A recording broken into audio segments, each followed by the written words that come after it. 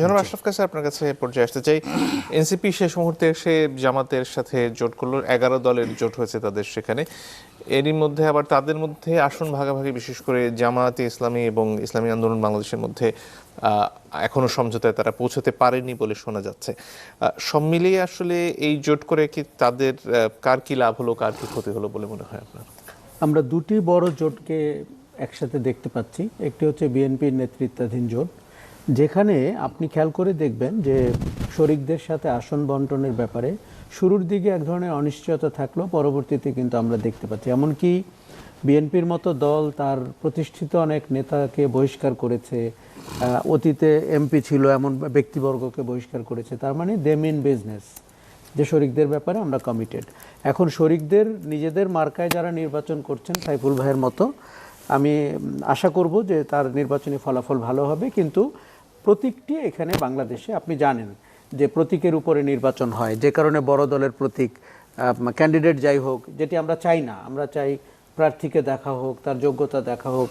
প্রতীকটি তো ভালোবাসার একটা সিম্বল হতেও পারে, কিন্তু সেটিই যেন মুখ্য না হয়। কাজেই নির্বাচন আরপিওর এই জিনিসটা আমার মনে হয় আরও 5 বছর রাখাও যেত।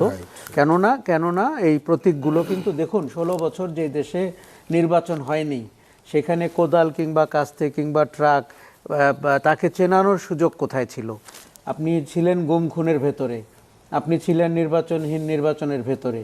কাজেই এটি বাস্তবতা নিরিখে দেখা উচিত ছিল। আরেকটি জিনিস দেখা উচিত ছিল, সেটি হচ্ছে স্বতন্ত্র প্রার্থীদের ক্ষেত্রে এই যে আপনি করেছেন যে 1% স্বাক্ষর সংগ্রহ করতে হবে, এটি আমি মনে করি বৈষম্যমূলক। কেননা একজন দলীয় প্রার্থীকে কিছু করতে হচ্ছে না, আর আপনি স্বতন্ত্রকে করতে হবে। এবং আপনি বাংলাদেশের সংবিধানে আপনি এটা করতে পারেন না। আপনি 5,000, কথার কথা, তাসনিম জারার আসনে 5,000 ভোটারকে 1.5 মাস আগে বলতে হবে তারা তাসনিম জারাকে সমর্থন করেছেন। সেটি এটি তো একটা গোপন বিষয়। সেটি 12ই ফেব্রুয়ারি আমরা জানার কথা। সেটি আপনি কি করে 1.5 মাস আগে বলতে বলছেন? আচ্ছা, তৃতীয় হচ্ছে, এই প্রক্রিয়ার ভেতরে নিরুৎসাহিত করা হচ্ছে ইন্ডিভিজুয়াল পোটেনশিয়াল, হাই পোটেনশিয়াল ব্যক্তিবর্গকে রাজনীতিতে আসতে। দেখুন, আমি রাজনীতি করতে আসতে হলে আমি নিজে স্বতন্ত্র হতে পারি, ছোট দল করতে পারি, বড় দল হতে পারে, আমার চয়েস তো থাকার কথা। কিন্তু এই বৈষম্য আমাদেরকে দূর করতেই হবে। বিশেষ করে স্বতন্ত্র প্রার্থীর ব্যাপারে আপনার ইকুয়াল লেভেল প্লেইং ফিল্ডে যেতে হবে। আমি এনসিপি সম্পর্কে একটু পরে শুরু করতে চাচ্ছিলাম, কেননা আমার মনে হয়েছে আমাদের রাজনীতিতে ধূমকেতুর মতো উত্থান হয়েছে এনসিপি।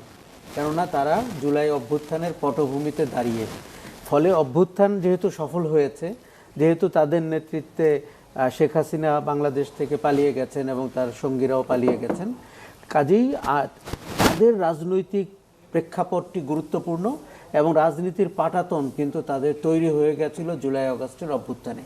সেখানে দাঁড়িয়ে আপনি মঞ্জুর মনে আছে নিশ্চয়ই, আমরা অনেকবার বলছিলাম যে তারা রাজনীতিতে কেমন করেন, তারা নির্বাচনে কেমন করেন। দেখুন, এগুলো সব তাদের নেতৃবর্গের হাতেই ছিল। তারা কি রাজনীতি করবেন, এই প্রশ্নের উত্তর আমরা কিন্তু শুরু থেকে পাইনি। তাদের অনেক চটকদার, চমকদার কথা আমরা শুনেছি। সেকেন্ড রিপাবলিক, মধ্যপন্থা, এগুলো শোনেন, এগুলো বলতে বলতে খুব ভাল লাগে। আর চ্যাট জিপিটির যুগে এগুলো বলতে কোনো মেধা এই মুহূর্তে লাগে না, আপনি ধারও করতে পারেন। আচ্ছা, কিন্তু যেই প্র্যাকটিক্যাল রাজনীতিতে এসে আমরা তাদেরকে নির্বাচনের আগে আগে যে ঘটনা ঘটাতে দেখলাম, সেটি আমার ধারণা জুলাইয়ের সাথে একটা বড় বেইমানি করা হয়ে গেল। এবং যারা তাদের ডাকে রাস্তায় নেমেছিল, তারা আমার ধারণা স্বাধীনতা বিরোধীদের পক্ষ নিয়ে রাস্তায় নামেনি, এবং তারা একটি নতুন রাজনীতির স্বপ্ন দেখাতে চেয়েছিল। তারা বলেছিল বড় দুটি জোট, বড় দলগুলোর পেছনে তারা সমবেত হবেন না। তারা বলেছিল ক্ষমতার রাজনীতি না জনতার রাজনীতি। এই যে কথাগুলো, এর সাথে অত্যন্ত স্ববিরোধীভাবে নতুন বন্দোবস্ত, এবং মানুষ কিন্তু বিশ্বাস করছিল। দেখুন, তারা যে শক্তিমত্তায় বড় হচ্ছে না, এটির একটা বড় কারণ তারা নিজেরাই। কেননা তারা যে রাজনীতিটি বাজারজাত করতে নেমেছে, সেটির প্রতি তারা কি কমিটেড, নাকি তারা অর্থনৈতিক দিকে আকৃষ্ট বেশি? তাদের ভুল হয়েছে সরকারে যাওয়া। এই যে 3 জন উপদেষ্টা সরকারে গেছে, এটি শুরুতেই তাদেরকে ব্যাকফুটে ফেলে দিয়েছে রাজনীতি করার চেয়ে ক্ষমতার রাজনীতি করার ক্ষেত্রে।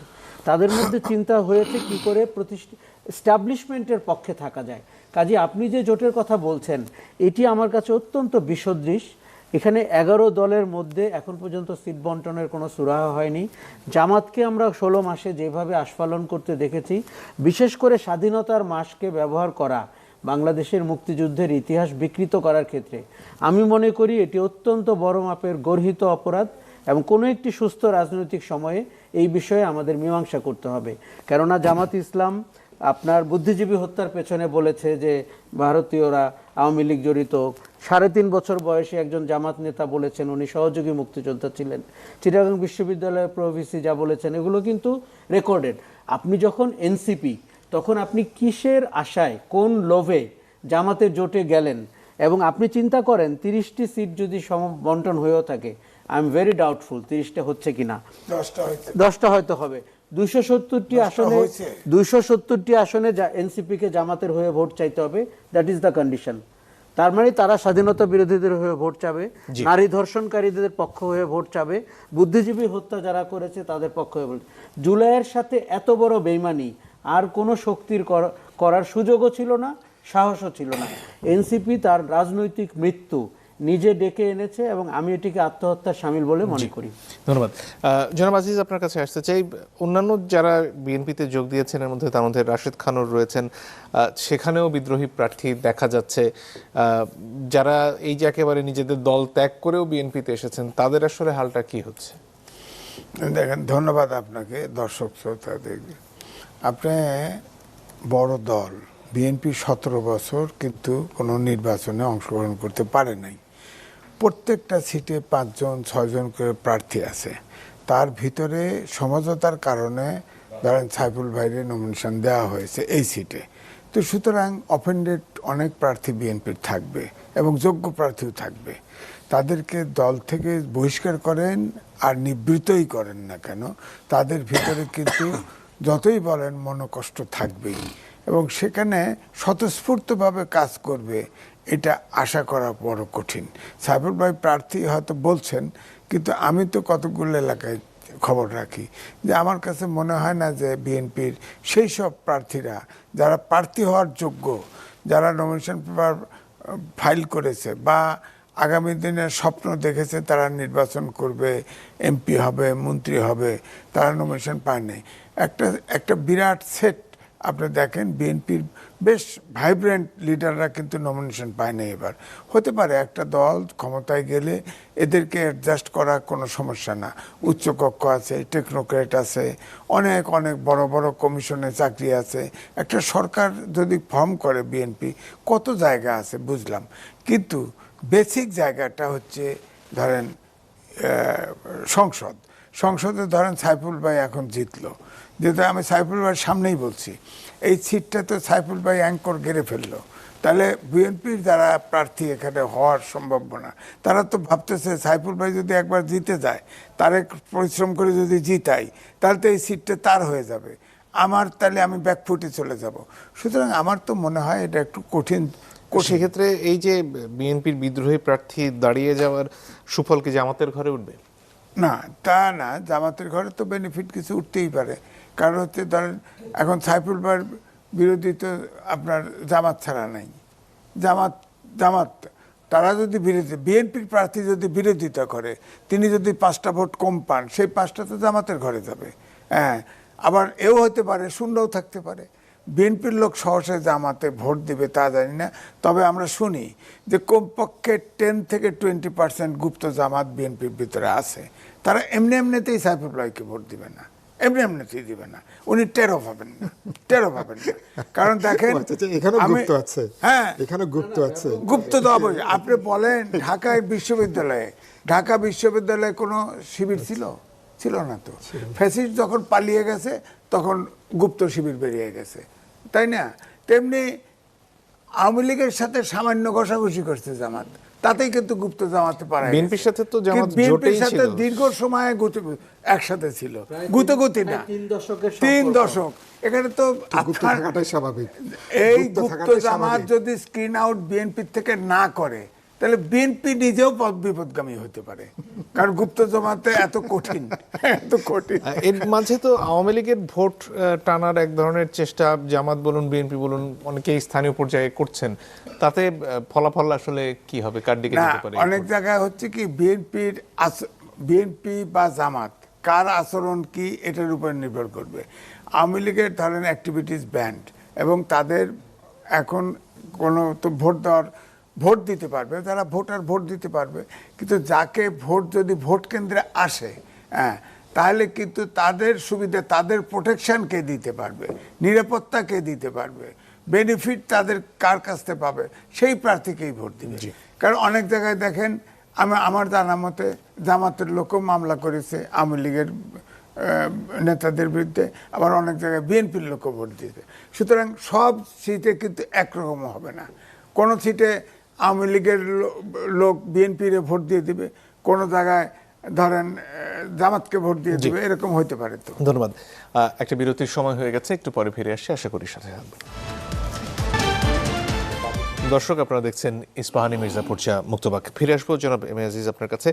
বিএনপির একটা বড় চ্যালেঞ্জ এই অভ্যুত্থানের পর থেকে ছিল চাঁদাবাজি মোকাবেলা করা, এবং নির্বাচনের আগে এই ব্যাপারটা আসলে তারা কতটুকু নিয়ন্ত্রণ করতে পেরেছেন, এবং যেভাবে দলের তরফ থেকে বিভিন্ন জনের বিরুদ্ধে ব্যবস্থা নেওয়া হয়েছে সেটা আসলে উচ্চ পর্যায় পর্যন্ত পৌঁছেছে কিনা? না, দেখেন, চাঁদাবাজির অভিযোগ বিএনপির শুরুর থেকেই ছিল যে আওয়ামী লীগের জায়গা দখল করেছে বিএনপি, এবং এখন এটা স্থিতি অবস্থায় আছে। এখন বোঝা যায় না, কিন্তু চলছে, নীরবে নিবৃত্তে চলছে। এইটার থেকে যদি বিএনপি এটা চেক না দিতে পারে, তাহলে বিএনপির জন্য এটাই বদনাম, এবং এটার জন্য বিএনপিকে খেসারত দিলেও দিতে হতে পারে। কারণ বিএনপিরই উদাহরণ আছে, 2001 সালে কোনো জরিপ, বিশ্বের কোনো জরিপ বলে নাই বিএনপি ক্ষমতায় আসবে, কিন্তু জনগণ কিন্তু নীরব বিপ্লব ঘটিয়ে 2001 সালে বিএনপিকে ক্ষমতায় পাঠিয়ে দিছে। হ্যাঁ, তো এটার জন্য আমরা যতই দৃশ্যমান যাই দেখি, ধরেন এই যে 2 দিন আগেও জরিপ হয়েছে, বিএনপি 70% ভোট পাবে বলছে। এ তো যারা সামনে দেখা যায়, এদের গুপ্তগুলি গ্রামে বলতেছে আল্লাহ খোদার ভয় দেখাচ্ছে, এগুলো ভোট জরিপে আসে না তো, এগুলো তো আসে না। এই জন্য আমি বলছি যে জরিপ সবসময় কিন্তু প্রমাণই আছে, জরিপ তো সবসময় জরিপ অনুযায়ী ফলাফল হয় না, তো হয় না। আর আমাদের দেশের যারা জরিপ করবে, আমাদের দেশের তো কোনো পত্রিকা জরিপ করে না, এখন কোনো মিডিয়াও জরিপ করে, আগে করতো, এখন করে না। তারা ভীত, তারা ট্রমাটাইজ আমি বলবো। আবার কোন জরিপে কোন ফাইন্ডিং আছে, কার পক্ষে যায়, কোন বিপদে পড়ে। আবার মব এখন একটু স্থিতি অবস্থা, তারেক রহমান দেশে আসার পরে 25 তারিখের পরে একটু কমছে, আবার বাড়ে কিনা। তিনি দেশে আসার পরে এই যে চাঁদাবাজির অভিযোগগুলোর ব্যাপারে কি তিনি কোনো ব্যবস্থা নিতে পারছেন বলে মনে হয়? সেদিকে না, চাঁদাবাজির ব্যাপারটা যেভাবে ব্যবস্থা নেওয়া উচিত সেভাবে তো হচ্ছে না। কারণ হচ্ছে উপরে চাঁদাবাজ রেখে নিচে কর্মীদের এক্সপেল করে তো লাভ হবে না। আপনার দৃষ্টান্ত স্থাপন করতে হবে। স্ট্যান্ডিং কমিটির মেম্বাররা চাঁদাবাজি করে না? করে তো। তাদের কোনো ব্যবস্থা করছে? ব্যবস্থা নিছে? ব্যবস্থা নাই তো। আপনার গ্রামে গঞ্জে ভাত পায় না, ঘর নাই, বেঁচে নাই, সারা জীবন মাঠে ঘাটে পাট ক্ষেতের ভিতরে পালায় থাকছে, তাদের এক্সপেল করলে হবে? আমাদের দেশের মূল ক্রাইসিস আমি দেখি, সাইফুল ভাই পলিটিক্স করে ভিন্নভাবে দেখে, আমি মনে করি দুর্নীতি হচ্ছে প্রধান সমস্যা। আমাদের দেশে এত আইন করলো এই সরকার, দুর্নীতির বিরুদ্ধে কেন ক্যাপিটাল পানিশমেন্ট দিল না? আপনি দেখেন, বেগম খালেদা জিয়া প্রধানমন্ত্রী ছিলেন, তখন অ্যাসিড থ্রোয়িং খুব একদম মানে ভয়ঙ্কর রূপ ধারণ করছিল। যেই আইন করে ক্যাপিটাল পানিশমেন্ট দেওয়া শুরু করলো, এখন নাই। আপনি আইন তো করবেন, চেক দেওয়ার জন্য আইন তো করবেন, দুর্নীতির বিরুদ্ধে আইন করুক ক্যাপিটাল সব। আবার ধরেন প্রার্থী যখন, এই যে এখন যে সিস্টেম, এই সিস্টেমের কিন্তু আমি বিরোধিতা করি। অনেকটা সাইফুল ভাইয়ের কাছে অনেকটা মিলবে। আমাদের দেশে দুর্নীতি, ধরেন আমরাই 4 জন সৎ আছি, আমার মনে হয় সুযোগ না পায়। 54 বছরে মনোজগৎ সবার দুর্নীতিগ্রস্ত হয়ে গেছে। আপনি প্রার্থী দিতে হবে এখন 3 মাস আগে। 3 মাস আগে দিয়ে যত এজেন্সি আছে সব কাউন্টার জরিপ করে সৎ লোক বেছে আপনি নমিনেশন দেন। বলবেন যে ইয়ে পাবে কোথায়, টাকা পাবে কোথায়? টাকার দরকার নেই। আপনি ফান্ড যেটা দেন ইয়েতে দেন, নির্বাচন কমিশনকে দেন, একসাথে মিটিং হবে, একসাথে পোস্টার তারা করবে, সব কিছু করবে, খরচ কমে যাবে। এই সিস্টেমে আসতে হবে। তো এখন যে সিস্টেম, আমি এক কথা বলি, এখন সিস্টেমে ধরেন মিনিমাম 5 কোটি উপরে, ঢাকা শহরে 50 কোটি লাগে নির্বাচনে। এখন যে 50 কোটি টাকা খরচ করবে ঢাকা শহরে, মুদ্রাস্ফীতি সহ সে অন্তত 75 কোটি চুরি করবে, আর পরের বছরে আবার 100 কোটি আর একটা 100 কোটি চুরি করবে, পরের বছর যাতে নির্বাচন করতে পারে। সুতরাং এই চুরি তো বন্ধ করতে হবে ইলেকশন। জনাব আশরাফ কাছে আপনার কাছে আসতে চাই, জামাতের তরফ থেকে তারা নিজেরা দুর্নীতিমুক্ত এই ধরনের একটা প্রচার তারা করবার চেষ্টা করছেন, বিএনপির চাঁদাবাজির বিপরীতে এসে এই ধরনের প্রচারণা আসলে কতটুকু কার্যকর হচ্ছে বলে মনে হয়? এটি পরিষ্কারভাবে বিএনপিকে ব্যাকফুটে ফেলার জন্য জামাতের একটা কৌশল। দেখুন, দুর্নীতি দু ধরনের হয়, একটা হচ্ছে অর্থনৈতিক আর একটা হচ্ছে নৈতিক।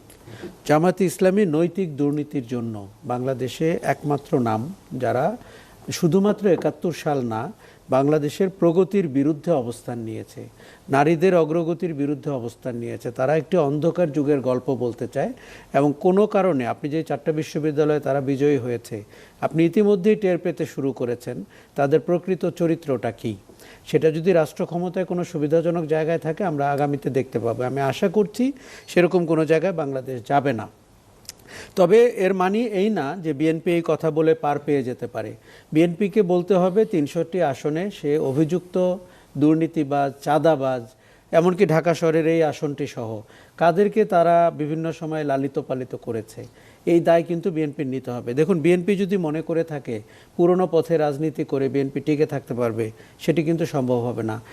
মানুষ জুলাই অভ্যুত্থান, অগাস্ট দিয়ে বুঝিয়ে দিয়েছে তারা নতুন রাজনীতি চায়, তারা পরিচ্ছন্ন রাজনীতি চায়, সৎ রাজনীতি চায়। এখন হ্যাঁ, 16 বছর বিএনপির ওই লোকগুলো নির্বাচন করতে পারেনি, তাদের এক ধরনের দাবি তো আছেই, কিন্তু আপনাকে কখনো কখনো র্যাডিক্যাল হতে হবে, ড্রাস্টিক অ্যাকশন নিতে হবে, গেম চেঞ্জিং সিদ্ধান্ত নিতে হবে। আপনি যদি স্থায়ী কমিটির সদস্যকে মনে করেন চাঁদাবাজ, তাকে আপনি শাস্তি দিয়ে বাকিদেরকে বুঝিয়ে দিবেন যে আমরা কাউকে স্পেয়ার করছি না। এই মেসেজগুলো প্রকৃষ্টভাবে যেতে হবে। জামাতে ইসলামীকে আমরা, দেখুন, আমি একটা গত তারেক রহমান দেশে আসার আগ পর্যন্ত আপনি নিশ্চিত খেয়াল করেছেন জামাতে ইসলামী একটা দামামা বাজাচ্ছিল যে তারা ক্ষমতায় চলে এসছে, তাদের জোটে সবচেয়ে বেশি দল, তারা ভোটের পার্সেন্টেজ বলছিল। আকস্মিকভাবে কিছু জরিপে জামাত এবং বিএনপির ভোটের সমর্থনের পার্থক্য 6% নেমে এসেছিল। গতকালকে কিন্তু সেটি আবার অনেকখানি, যে 70 এবং 19, এখন 19। এখন এই আবার আমরা দেখলাম জামাতের আমিরকে তারেক রহমানের সাথে দেখা করে নির্বাচনের পর নাকি সরকার গঠনের আগেই তারা বসতে আগ্রহী, সরকারে কি করে তারা যুক্ত হতে পারেন। আমি খুবই শঙ্কিত, আমি রীতিমতো ভীত যে এরকম একটি কথা তারা বলছেন। দেখুন, আমরা জাতীয় পার্টি এবং আওয়ামী লীগের আতাতের কথা জানি, আমরা সেই চিত্র দেখতে চাই। কিন্তু জাতীয় সরকারের কথা তো বিএনপি অনেক আগে জাতীয় সরকারের কথা বলতেই পারে, কিন্তু জাতীয় সরকার ডাজন্ট মিন যে আপনার ফাংশনাল ডেমোক্রেসি থাকবে না, দেশে কোনো অপোজিশন থাকবে না। জাতীয় সরকার মিনস যে আপনি যাদেরকে নিয়ে আন্দোলন করেছেন, এই যে সাইফুল ভাইদের মতো, যাদেরকে তারা হয়তো সিট বন্টনে অত ভালোভাবে করতেও পারেনি, কিন্তু সেটা তো জামাতের সাথে বিএনপির দীর্ঘদিনের আন্দোলন রয়েছে ছিল। কিন্তু গত 16 মাসে আপনি জামাতের কথাবার্তা, এমনকি তার মধ্যে যে পার্থক্য টানার চেষ্টা, সেটি কিন্তু আমরা খেয়াল করেছি। আর আমাদের দেশে তো একটা ভ্যালিড অপোজিশন থাকতে হবে, এবং যেই অপোজিশন ছাড়া আপনি ডেমোক্রেসি কি করে রান করবেন?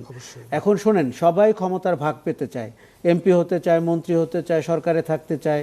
গত সরকার, ফ্যাসিস্ট সরকারে আমরা তাই দেখেছি। তাহলে আপনি তাকে নিন্দা করবেন কি করে? দেখুন, আপনি একাধারে দেশে দুর্নীতি কমাতে পারবেন না যদি না পারেন, আপনি দলের ভেতরে অনিয়ম কমাতে পারবেন না, আবার সরকার গঠন করবেন জামাত ইসলামীকে সাথে নিয়ে, তাহলে বিএনপির সাথে নাগরিকদের দেনা পাওনার সম্পর্কটি কোথায় গিয়ে দাঁড়ালো? জি, জনাব সাইফুল হক, তাহলে এই যে জাতীয় সরকারে কারা যেতে পারছেন, কারা যেতে পারছেন না, আপনাদের কি ধারণা দেয়া? বিএনপি কখনোই বলে নাই সবাইকে নিয়ে জাতীয় সরকার, সবাইকে নিয়ে বলছে যে তাদের সাথে যারা আন্দোলন ছিল, যুগপৎ আন্দোলন ছিল, তাদেরকে নিয়ে ইলেকশনের পরে জাতীয় সরকার করবে। তো এটা ডিফাইন্ড, এটা তো ডিফাইন্ড। জামাত তো একটা সময় পর্যন্ত ছিল, সেজন্য এই প্রশ্নটা আসছে আর কি। একটা হলো আমি জামাতের আমিরের কথা যেটুকু আমি শুনেছি, যেটা একটু মনে বললেন, উনি একটা বললেন যে নির্বাচনের পরে তারা মানে পার্লামেন্ট বা সরকার গঠনের আগে আবার তারা কথা বলতে চান। কথা মানে এর একটা বার্তা আছে, কিন্তু খুবই পরিষ্কার না। হয়তো একে আপনি বহুভাবে এটাকে আপনি আপনি এটাকে করতে পারেন। বিএনপির আপনি যে প্রধান প্রশ্ন যেটা বললেন, সরি, এটা বিএনপির অনেক আগেরই তাদের এটা ঘোষণা যে তারা যেসব রাজনৈতিক দল বা জোটকে নিয়ে আমরা যে 31 দফা আমরা যে তৈরি করেছি ঐক্যবদ্ধভাবে, সবচেয়ে দুঃসময়ে দুর্দিনে একটা টোটাল ফ্যাসিবাদ বিরোধী যে লড়াই, সেখানে যারা যুগপৎ আন্দোলনে যুক্ত ছিলেন, বিএনপি, গণতন্ত্র মঞ্চ, বিপ্লবী ওয়ার্কার্স পার্টি বা অন্যান্য রাজনৈতিক দল, বিএনপি সবাইকে নিয়ে তারা একটা জাতীয় সরকার করবেন, এটা বিএনপির অবস্থান। এটা এবং আমার ধারণা বিএনপি তখন এটা বলেছিলেন যে অনেক দল আছে না, তারা ভবিষ্যতে সরকারের ব্যাপারে তারা একটু অগ্রিম তারা আশ্বাস চান, অগ্রিম তারা একটা কমিটমেন্ট চান, এবং এটা এক ধরনের প্রাগমেটিক যদি পলিটিক্স বলি, আগে থেকে এটা আশ্বস্ত করা, ভরসা দেওয়া যে ঠিক আছে সবাইকে মূল্যায়ন করা হবে, সবাইকে নিয়ে আমরা চলতে চাই। কিন্তু এটা রাজনৈতিক বার্তাটা খুব পরিষ্কার যে আমরা একটা রেইনবো, আমরা একটা অ্যালাইনমেন্ট তৈরি করতে চাই। রেইনবো মানে কি? 7 রঙের একটা বহুত্ববাদী সমাজে আপনি যুগপৎ আন্দোলনের শরিক, এখানে ধরেন প্রগতিশীল, গণতান্ত্রিক, দেশপ্রেমিক বিভিন্ন ইডিওলজি, আইডিয়া, কালচারের নানা মাত্রা রাজনৈতিক দল আছেন। ফলে বিএনপি দলটাও কিন্তু একটা বহুমাত্রিকতার মধ্য দিয়ে দলটা কিন্তু গড়ে ওঠে, আপনি খেয়াল করবেন। ফলে এই বহুমাত্রিক একটা রাজনৈতিক দল তারা যদি ভবিষ্যতে নির্বাচনের মধ্য দিয়ে তারা যদি একটা রেইনবো অ্যালাইনমেন্ট তৈরি করতে চান, এটা তো আমি মনে করি এক ধরনের জাতীয় ঐক্যের এক ধরনের ম্যানিফেস্টেশন। এটা গেল একটা, এটা বিএনপির অবস্থান। কিন্তু এর চেয়ে আমরা বরঞ্চ যেটা আমাদেরকে কিছুটা হতাশ করেছে, কিছুটা ক্ষুব্ধ প্রতিক্রিয়া হয়েছে যুগপৎ আন্দোলনের মানে সঙ্গীদেরকে, তার আগে তো হলো নির্বাচনের প্রশ্ন, তার আগে পার্লামেন্টের প্রতিনিধিত্বের প্রশ্ন। গোটা 16 বছরের লড়াইয়ে সবচেয়ে দুর্দিনের সবচেয়ে কঠিন সময়ে যারা দায়িত্ব নিয়েছেন, ঝুঁকে নিয়েছেন, যাদের কারণে এই যে মানুষের পঞ্জীভূত ক্ষোভকে যারা রাজনৈতিক ভাষা দিয়েছেন, চেহারা দিয়েছেন, প্রতিরোধের আগুনটা যারা জ্বালিয়ে রেখেছেন, তাদের কিন্তু শেষ দিকে এসে বিএনপি এবার কিন্তু খুব ভালো কিন্তু এবার বিবেচনা বা মূল্যায়নটা কিন্তু হয়নি। এটা নিয়ে ক্ষুব্ধতা আছে, আক্ষেপ আছে, হতাশা আছে, বিরক্তি আছে। আমি বিএনপি নেতৃবৃন্দকে বলেছি, যদি আপনি, আমার দাদু বলতেন, যদি আপনি লম্বা পথ চলেন আপনার বন্ধু দরকার, লম্বা পথ চললে বোঝাটা কমাবেন, কিন্তু বন্ধুর সংখ্যা আপনাকে বাড়াতে হবে। বাংলাদেশের ভবিষ্যতের যে চ্যালেঞ্জ, এই চ্যালেঞ্জ একা বিএনপি ধরলাম যদি এটা ওভারওয়েলমিং মেজরিটি নিয়েও যদি যেতে, ভবিষ্যৎ চ্যালেঞ্জটা এরকম, এটা একা মোকাবেলা করা যাবে না। তাহলে আপনাকে লড়াইয়ের সাথী লাগবে, বন্ধু লাগবে, যারা আপনার সঙ্গে ন্যূনতম বোঝাপড়া। 31 দফা আমরা যেটা বলেছি, যে উদ্যোগটা আমরা শুরু করেছিলাম সংস্কারের 31 দফার, একটা সার্টেন পিরিয়ড পর্যন্ত ন্যূনতমভাবে ঐক্যটাকে ধরে রাখা দরকার, না হলে বাংলাদেশ কিন্তু এগোতে পারবে না এবং অভ্যুত্থানের অর্জনকে আমরা রক্ষা করতে পারবো। আরও একটা বিরতির সময় হয়ে গেছে দর্শক, ফিরে আসছে একটু পরে, আশা করি সাথে থাকবেন। দর্শক, আপনারা দেখছেন ইস্পাহানি মির্জাপুর চা মুক্তবাগ। শহীদ ওসমান হাদির হত্যাকাণ্ডের ব্যাপারে আজকে চার্জশিট দেওয়া হলো, সে প্রসঙ্গে আসতে চাই জনাব আশরাফ কায়সার। যে ঘটনা বলা হচ্ছে, এখানে সবচেয়ে বড় সমস্যা হচ্ছে যারা মূল হত্যাকারী তারাই দেশে নাই, এবং পালিয়ে যেতে কিভাবে তারা পারলো সে প্রশ্নের উত্তর এখন পর্যন্ত পাওয়া যাচ্ছে না। এই চার্জশিট আসলে কি গুরুত্ব বহন করে? একেবারেই গুরুত্ব বহন করে না, এবং এতে আরও প্রশ্নের উদয় হলো। কেননা আমরা হাদি হত্যার পরে বা হত্যা চেষ্টার সময় থেকেই পুলিশের ভূমিকা দেখছি সবচাইতে প্রশ্নবিদ্ধ। কেননা পুলিশকে আমরা পেশাদার পুলিশের মতো করে আচরণ করতে দেখছি না। ওই সময়ে কয়েক ঘন্টার মধ্যে যদি আপনি ঢাকা শহর কর্ডন করতে পারতেন, আপনি হত্যাকারীদের ধরতে পারতেন।